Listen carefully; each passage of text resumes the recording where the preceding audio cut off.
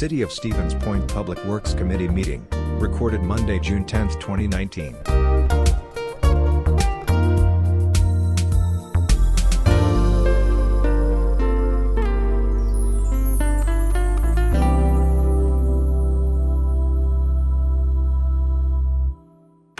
Call the Board of Public Works meeting to order at 6:44.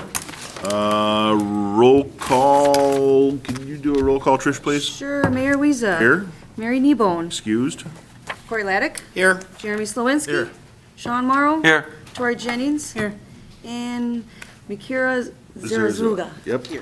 All right, everyone, with the exception of Alderperson Kneebone is present. We have a quorum. Item number 1 is items on the director's report. The director's report was included in your packet. Items that we wanted to highlight, as we talked about before in the director's report, under the attorney's advice, is Northside Reconstruction, Reserve Street and Whiting Avenue Director. Northside Reconstruction is moving along actually rather well. The contractor is bringing in several crews to just keep the work progressing. Along there, they're doing, I think, so far a very good job cleaning up after themselves and staying on top of things and working very well with the residents in the area. So everything seems to be going very well there. Reserve Street, we are a little perplexed. The contractor has not been able to commit to a date when they're going to show up yet, just citing that they're trying to get their crews together so they can mobilize and be most efficient, not wanting to get started without the proper equipment and crews, based upon at least my understanding. But should be yet, probably like later yet this month, identifying that they don't anticipate it to prevent them from finishing on time. Whiting Avenue, we have a pre-construction conference set for next week. Stuchinski's is saying that they still plan on starting on July 8th. Okay. Any comments?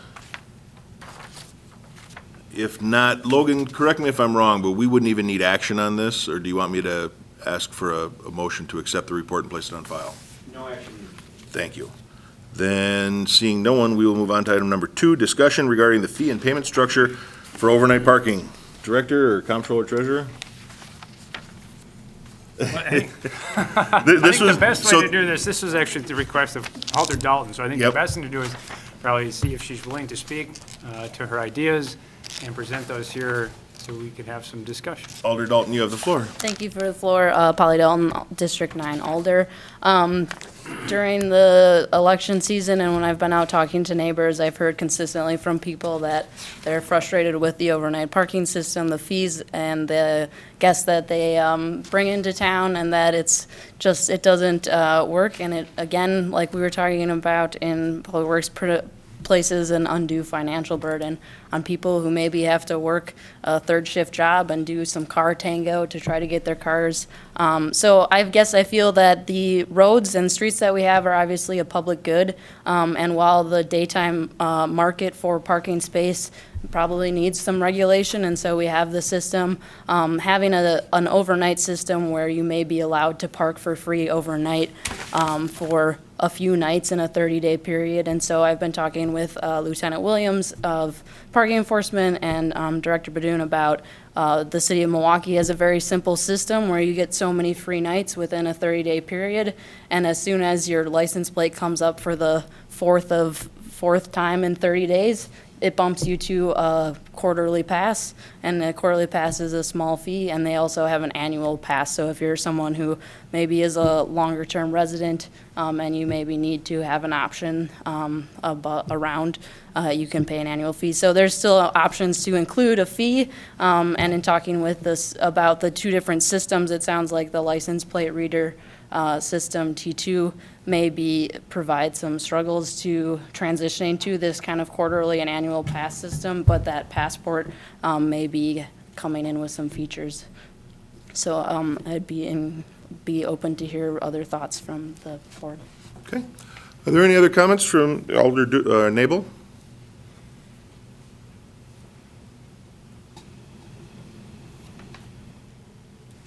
Thank you, Mayor and staff. I would like to just bring up a comment about, I think we do need to have the options, so I think this is kind of a neat way to do it. But I've been trying to still get the system to work for passes for residents to be able to park for an hour at a time somewhere in their neighborhoods, because that has not been able to, the reader hasn't been able to do that yet even. So I still think we maybe need to go to the permit that's visible until then, because it's just been a difficulty. And so maybe the nighttime one, I'm all for there being a few nights, you know, 30 days to be free, and maybe even a quarterly. I'm not really excited about an annual fee, and that is because it will tend to make more properties have more people living in them than what they can have for cars, and it just ends up, and I may be wrong on this, so I'm very biased because I'm in a university area, and so I'd like to make sure that we're looking at that and how that might have an impact.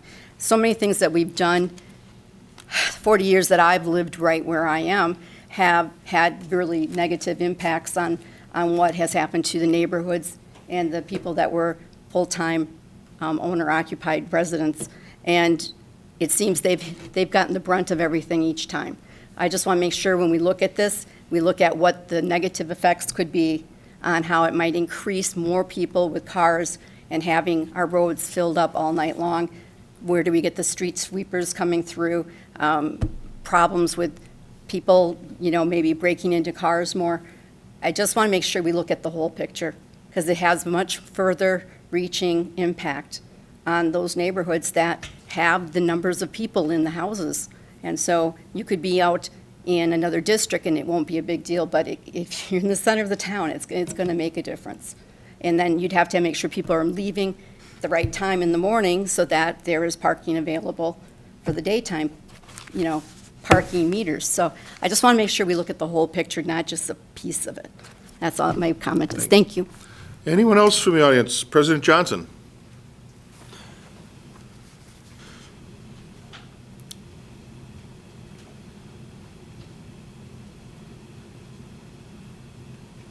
Getting my exercise this evening.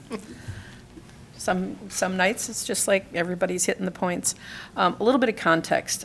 A couple of years ago, kind of what moved us into this situation, and I think it's important for those who are listening to know this.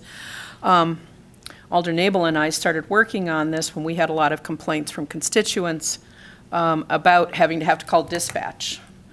And sometimes they were meted with less than friendly sort of approach, and why not? Their job isn't to issue approval for parking. Their job is to take care of serious situations, protect our community, help officers. We met with the folks over at dispatch, and we realized that the burden of managing the call-in for overnight parking in the city of Stevens Point was indeed somewhat of a burden and kept them from their real duties. So we, of course, worked on this over the course of a year or so and came up with this plan, which the law of unintended consequences have really kind of come crashing in on it. It's a little more complicated than we want. I'll give you for instance, I have a neighbor down at the end of the street. They don't have a computer in the household. In fact, they don't have a television. They have mounds and mounds of newspapers and magazines, though. They wanted to know how to get overnight parking for their daughter and son-in-law who are coming. And I said, well, you just go online. And they go, they don't, I mean, and I accommodated them, brought my tablet down, and we got that taken care of. But so that's kind of the context. We wanted to try and figure out a system where constituents didn't have to, you know, call into dispatch. We wanted to take that burden off of dispatch, let them focus on the most serious things that they're dealing with. And then there was a recognition that, you know, their streets have value. What do we charge for those slots? And so we ended up with this somewhat complicated system, and I've heard from constituents that it is a little bit burdensome from them, particularly if they have to park on the street a number of nights, especially it's the third shift thing. It's the car mumbo jumbo, moving cars around and not having enough room in the driveway. So it's kind of where we came from. Can it be better? Absolutely. So I'm open to that and glad we're having the discussion. Any other comments? Okay, I'll bring it back to the committee. One thing I want to point out, though, is that the overnight parking had been prohibited previously. When the Stevens Point Police Department had their own dispatch, those dispatchers did handle it. And they also handled abandoned bike pickups and a service window. And then we went to a joint dispatch with the county. And part of that agreement was that those dispatchers in the comm center take all of the same duties that Stevens Point dispatchers did. Yes, it's a burden. Most of us have jobs. Those are burdens too sometimes. But it was an agreement. They didn't like doing that, and with good reason, I'm sure. It takes up time. The sheriff, who runs the communication center, he's in charge of it, had asked us to try and move those duties away. They didn't want to handle the overnight parking calls anymore, which was really only for very special circumstances. When it was in the city, there were only a couple of times a year you could do this for special circumstances, and sometimes it was denied. If you were resurfacing your driveway, things like that. Well, it became the point where if you called in, they gave it to you because it didn't really matter, or maybe it was too much work. I don't know what the reasons were. But it became just a call in and do it. And the sheriff asked us to move it. We started looking at options internally, had discussions with the council, and at some point, I don't remember, I think it was in early spring, the sheriff says, okay, we're gonna stop taking these calls on this day. That's why we needed to do something and come up with a plan. Is it perfect? No, it is not.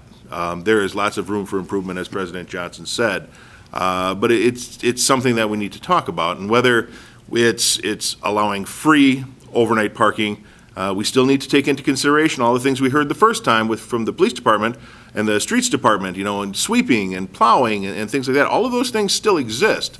So we can't just have everybody park on the street wherever and whenever. So if we can come up with a way to make all of those things happen, I think we'd be okay with it. Software has limitations. We spent a fair amount of money choosing the systems we did. We chose them for reasons. And there was a variety of things. We took the one that met most of our needs. Now we're looking to change that. There's going to be costs associated with that too, and we have to be cognizant of that. Any comments from the committee? I have a question. Alder Morrow. I know with the comm center through the county, they're chronically understaffed, and that's a whole nother issue. It is. And the county's been trying to deal with that unsuccessfully for several years. But I remember last year when Chief Zinner, not Chief Skipa, Chief Zinner, was up here, he was talking about the T1, T2. T2, and the limitations of that. Because I know that we had talked about doing the license plate reading and the permits and online and so on. And the technology that we had really wasn't able to do what we really wanted it to really do.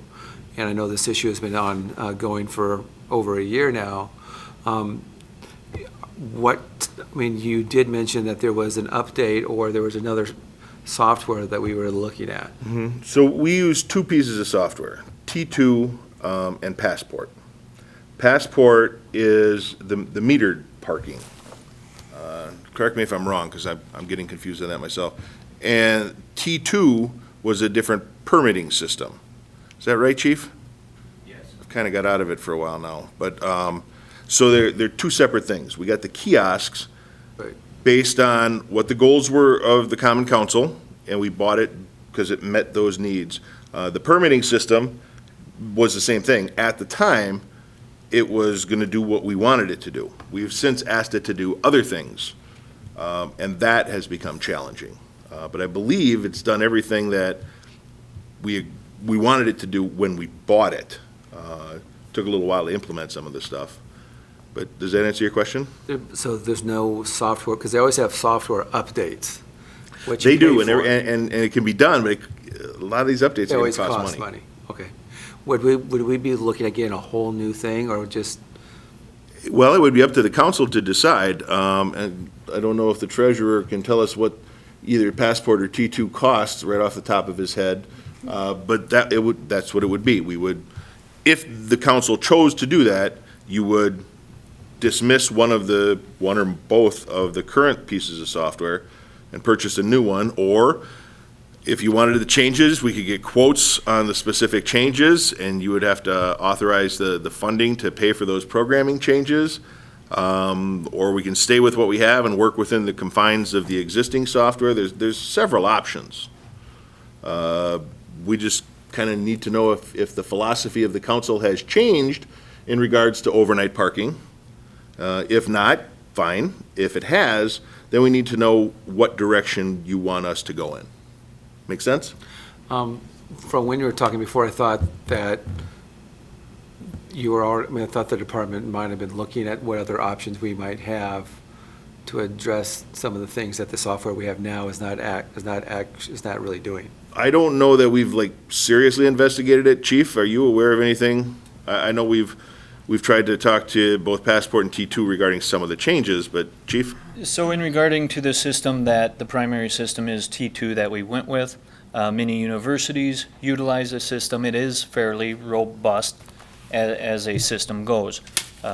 Within the last 2 weeks, we had the city of Oshkosh come and do some ride-alongs with us to look at the system. So many communities are not only looking for that silver bullet, which doesn't exist, but they are looking at, there are only so many, big vendors, whether you're looking at Chevy or Ford or what have you. Similarly, within any product, you have very large firms that have options, and as the mayor was speaking about, I suspect if we went to T2 with a list of exactly what this council wanted, a programmer would develop it and give us a bill for about $45,000 and we could implement it. As an example, I think the system that was purchased was right around $300,000.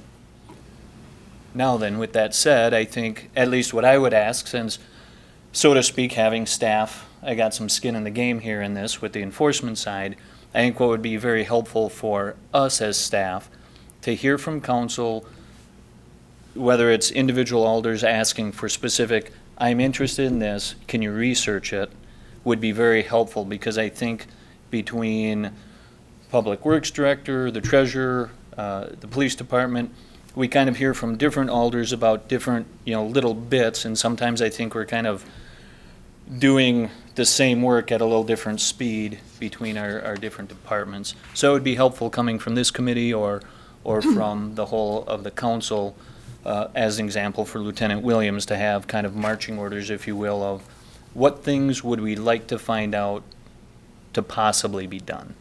That would be very helpful for us, so we can have just one kind of good conversation about it. Thank you, Chief. Alder Jennings. I guess stepping back a little bit further, I don't want our council to lose the philosophy that has developed over the past several years, that parking is not free. And we seem to be sort of going away from that. Parking is not free. And levy limits imposed by the state and decades of voters voting for tax cuts basically have put us in this position where there is not enough revenue to pay for services. And so we're having to make reactions to those long-term decisions. How do we pay for services? How do we pay for our roads? So at a larger scale, that's what we're looking at. And we have sort of as a group collectively come to a philosophy of understanding parking is not free. How are we going to pay for it? And taxpayers shouldn't be, who's subsidizing who in this equation? So those are my comments. Thank you. Any other comments?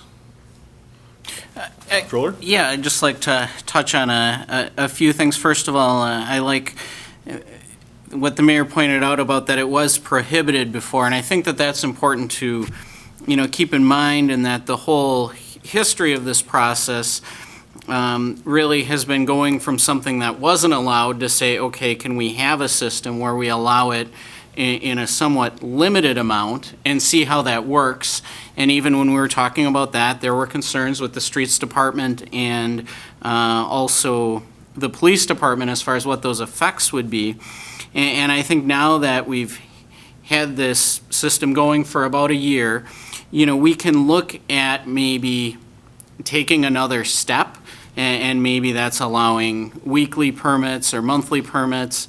Maybe that is, looking at the price if that needs to be adjusted. But I think it's important that change happens one step at a time. And the reason why that's important is so that you do give the departments that are affected time to adjust, and so that you don't have a huge amount of unintended consequences hit you all at once. So that's why I think taking an approach more of slowly tweaking things and making smaller adjustments along the way might work out a little bit better than just kind of dumping the whole system and saying, let's go with free parking. And on that note, I would agree 100% that with the sentiment that parking is not free. And that is one of the things that we discussed actually specific to overnight parking were the extra costs specifically related to overnight parking, specifically with snow plowing and street sweeping, where maybe because you have vehicles that are parked on a street overnight, now the streets department has to go back there and do that street again. So, I think sometimes whenever people get charged a fee, they see it as sort of punitive, like the city is just trying to get them for money any chance we can get.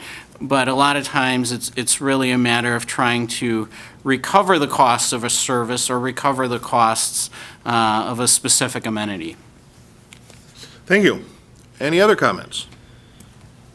Okay, Alder Dalton, and then Alder Nabel, did you have something you wanted to add as well? Okay.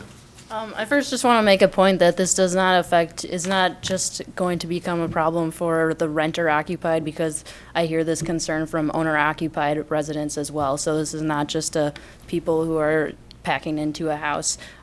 Secondly, I think that in my discussions with Director Badoon and Lindsay McClintock, who's with the engineering department and does a lot of the system maintenance, it sounds like Passport is actually taking on and upgrading to some of the license plate readers, and because it's a fully integrated system, it actually populates it more instantaneously, which it seems like T2 that's been some of the failures of that system, is that you buy a ticket and then it's 20 minutes later, it's still not there, and so sometimes people are still waiting, they get a ticket.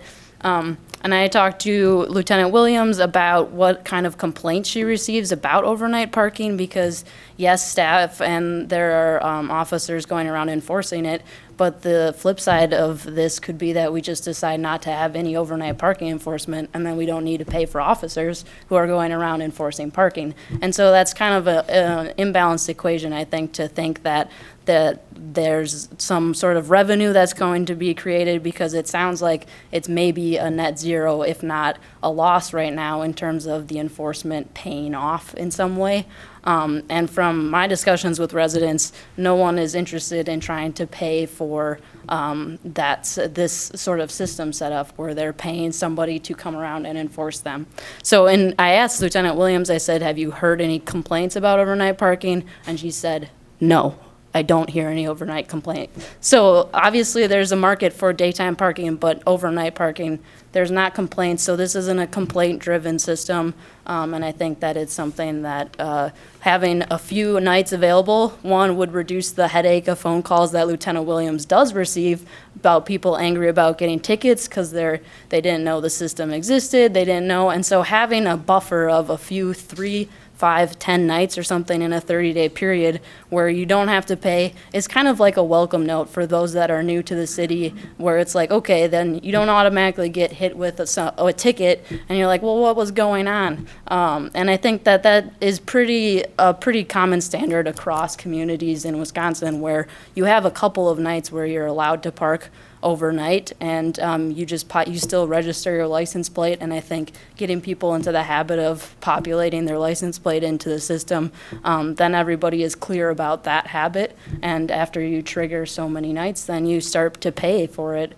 And I think that solves the solution. There's even opposite systems where basically I've been in communities where if you get instead of getting a ticket, you receive a note that says, hey, you're not allowed to park overnight, but here's a free pass. And I think that does a lot better for the morale of our community and people visiting to say, oops, now I should pay attention to that, and they don't get hit with something that causes them stress and our staff stress. Thank you. Alder Dalton, question for you, because it sounds like you did a fair amount of research on this. In the communities where they allow X amount of free nights before getting a ticket. How do people know that? Basically, I think it's pretty common practice if you're in a community to search overnight parking. And so it basically is, the system says overnight parking, you get 3 free nights. In the city of Milwaukee, it's 3 free nights. And you still have to put your license plate in to populate the list and register it. And then after a certain amount, after 4, it says, oh, you've reached your limit and now you have to pay. And it's a pretty simple system. And so And I don't want to sound aggressive on this, but in a case like what President Johnson mentioned earlier, where those people don't have a computer, they don't have access to online. The reason I ask that is because when we started doing better enforcement at the council's request of property maintenance violations, parking on the grass, for example, we got calls like, I did this, for 15 years. Why am I getting a ticket now? Well, it was still illegal to do. We just didn't have the enforcement capability. And my concern would be that if we allow 3 or 4 or 10, whatever nights it is for free, that those people are going to say, listen, I did this for 10 times already and I never got a ticket. Why am I getting a ticket now? How can we, and maybe this even can't be answered here. It's the same landing page where you go to register that says you will get 3 nights free. What if And you whether or don't not, have a page? What if you don't have access to that page? well, isn't that what is required now for overnight parking? You have to go online. So what do people now do that they don't have online? It's the same communication flaw in the system, I Yeah, think. good So point. maybe it's dispatch saying, here's this. I don't really see the city needing to set up tablet stands around the community for Yeah, no, and that's why we implementing, have one but- here at the police department. So anybody watching or listening, we have a machine here. So if you don't have access to a machine, you can come in down to the police department, 933 Michigan Avenue, and there's a free computer here to use to get your parking permits. Yeah, I think that's just the same kind of communication error that we have in the existing system. So maybe it is that if you absolutely can't get online, then you can call dispatch about that. But Yeah. I think Okay, that's becoming thanks. less and less of a problem as people have smartphones and probably Yeah. know someone with computing capacity. Thank you. Alder Nabel. Thank you. Alder Nabel, District 3. I just wanted to clarify that it's not just about student rentals. I do bring that up, but the majority of the people that are owners in my area also don't have room. 40 years we have 2 kids. We only have room for our car, one in the front, one behind it. That's it. No other option, can't go off the side, then you'd be parking on the lawn. So we have to do that. When we have company come, we have to figure it out. We have it even more so now with the kiosks till 5 o'clock in the evening. So we can't even during the summer park on the streets anymore without paying. So this is why, I know I was talking with Lieutenant Williams and with Director Badoon about the system of seeing how you can get, that was one of the things of adding into the T2 is to try to figure out a way that they could read a license that is registered that could park legally in this area for X amount of time, because we don't have anywhere else to go, and now we don't have it at night. I'll tell you, when you don't have it, you learn to figure out how to do it. And we've done it for 40 years, because before, without the parking meters, we had to watch for an opening because they were always packed. Now they're not packed, and we can't park there. So it's real confusing to a lot of people that move in and out in the area because they're not long-term residents. They see all these opening spots, and they don't understand why they can't park there then. So I think we really have to look at this whole thing again. And I do think that having a few nights free would be a great way to show to anybody that's coming here to have visitors that we do want visitors and that we don't want to dock people of having guests or visitors. But we don't want this to be a free thing, long-term for, and again, I will bring up the rentals because that's what I see the most. But for those rentals, we just didn't have more than 2 cars in our household, even though we had 2 other drivers. I think people make decisions, and hopefully we're looking at people not using cars as much. That's one of the things we're trying to go towards. So I don't want to make it so that everybody could have cars, all over the place down our streets. I just think that's not going to be helpful for the departments either. I want to make sure we're looking at all the pieces, because what I had to learn with the garbage can thing way back, it doesn't just affect one district and the people that are around your blocks. It affects, you have to go out to all the districts You have to look at those, and I had to, and it was probably the best thing I ever learned, was having that happen to me, that trying to get this ordinance to be the same, but also to realize that why it had to have some way of giving some other options for people. So it's not an easy thing to do, but I think this board was really, and our department heads are really good about looking at that. And I think I really encourage all of us as alders to go into the other districts and just drive through, because there is a difference on what is in the types of housing and how big the yards are, everything. So, thank you. Great, thank you. Any other comments? Okay, for now, I'm going to ask that we basically continue what we've been doing. Alders and citizens, if you have ideas or questions or suggestions, contact that department head. In this case, it would be Lieutenant Williams or someone at the police department. You could talk to someone at the streets department, Director Ostrowski for property maintenance. If you've got an idea, let's explore some of these things. Just like everything else we do, it changes. And our philosophies change and our needs change. Maybe it wasn't exactly what we thought it was going to be, but we can always fix these things and make improvements. So if you have ideas, just continue to talk to the department heads or people in charge like Lieutenant Williams, and we will bring this back at a later date when we have some more information for you. Okay, item number 3 is establishment of an additional accessible parking spot in the downtown area. Last month, staff was charged with, after the approval of the one accessible spot in the middle of Main Street, looking at options for an additional accessible parking spot in the downtown area. It's my understanding that the approved accessible spot has not yet been installed, but we're within a couple of days at the most That is to doing correct. that. So, Director, why don't you talk about what you found and your thoughts? Within the packet, there are a couple of illustrations. The one is the accessible parking stalls just downtown. One of the ideas, of course, and concepts and guidance for on-street parking is trying to get some sort of dispersal through it, with some considerations if there are, specific locations that might be destinations. So just to kind of give you an idea of where those are currently dispersed even throughout the parking areas.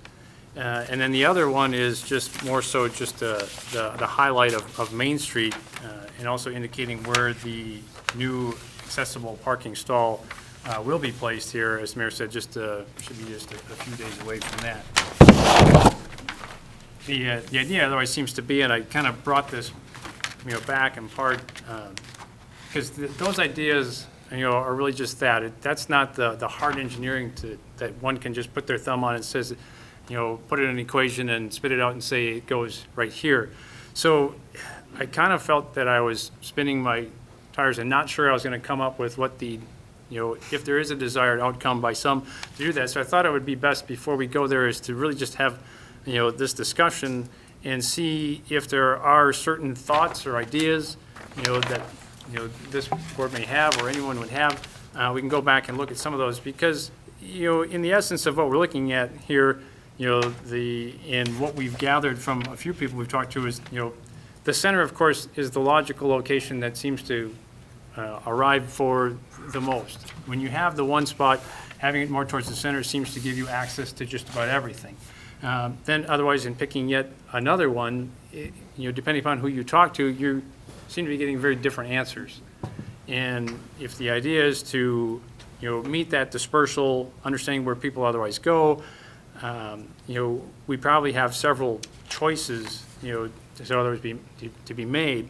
And it seems that this body has some other ideas. So before we go diving into the deep end, I thought it would otherwise be better to look at those and maybe at least, if nothing else, narrow them down to more specific locations. Then we can get into the engineering of what maybe makes one stall, more or more ideal than another one as far as what other appurtenances or something may be necessary to get it to function properly. Okay, thank you. Committee, any thoughts? Alder Jennings. Well, just back to what Carolyn Peterson already recommended. She recommended a place in front of the library, which this overhead gives a great view that in front of the library actually is pretty central location in addition to the stall that you're already doing. And then just a reminder that Director Petrusky at the ADRC recommended that we have at least 2 spaces on Main Street. So I think we already have information from the 2 authorities on this, sort of suggesting where this should be. Okay. Any other comments? Comments from the audience? Okay, Director?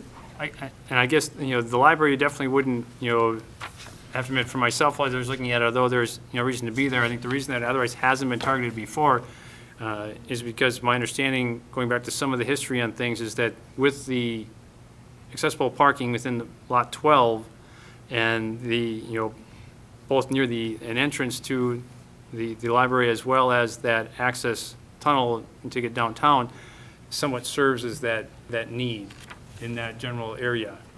Again, just one thing to point out to say that this is why this is more the art and not so much the science of picking it up there.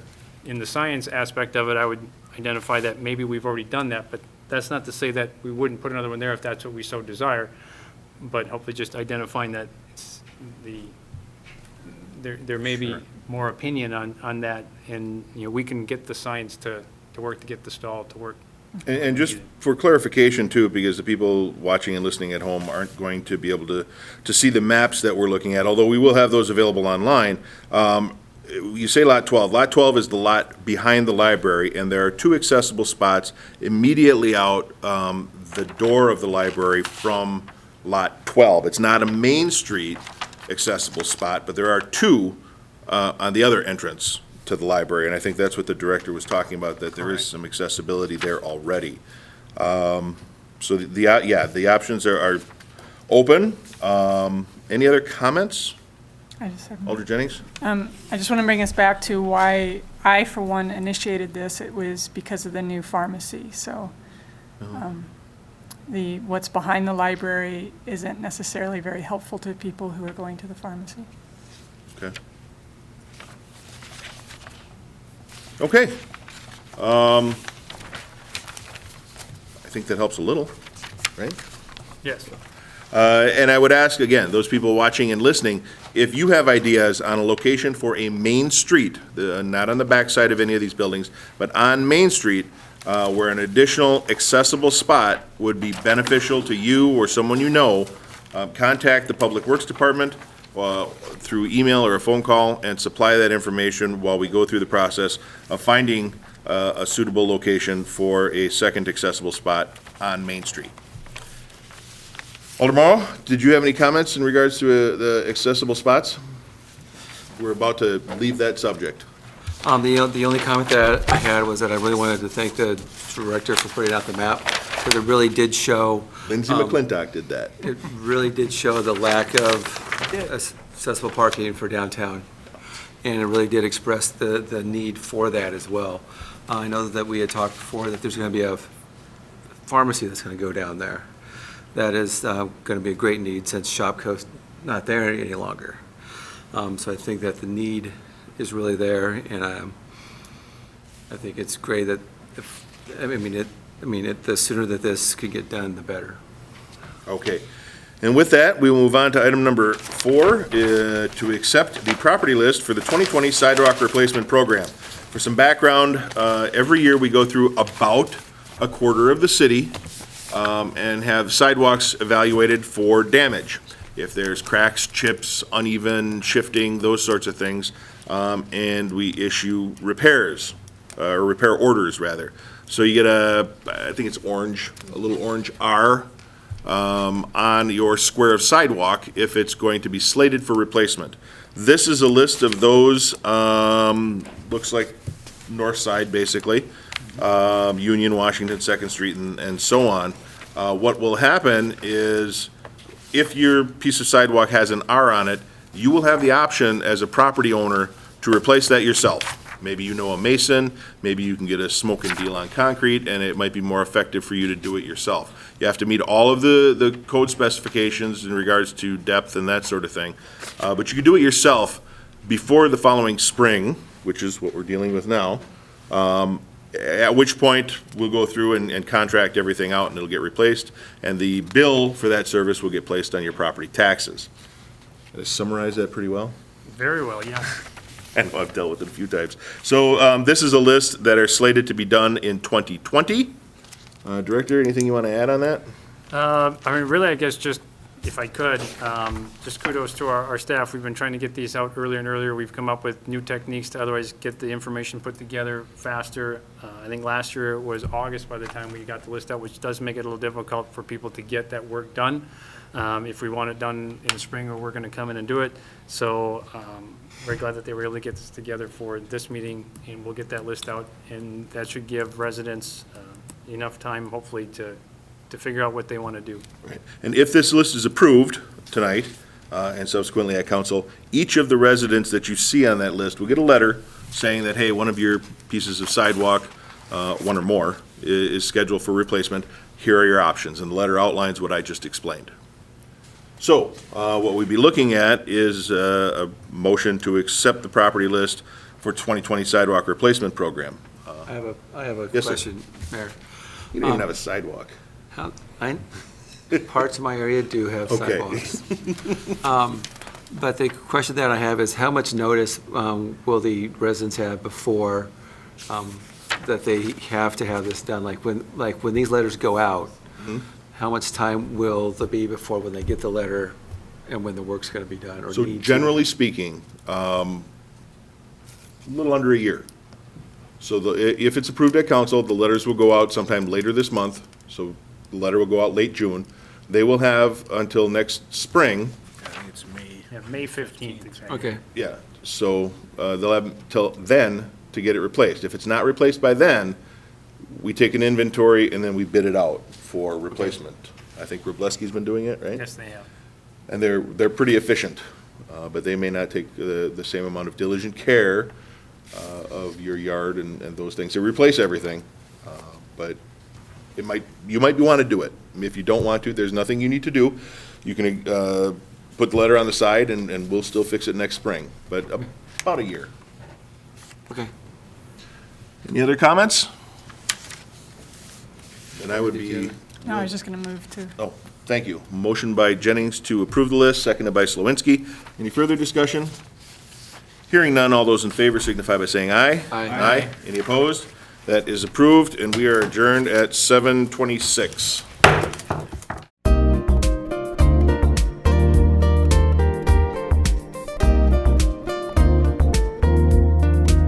Videos of these meetings are available for viewing on the city's website, stevenspoint.com/videos.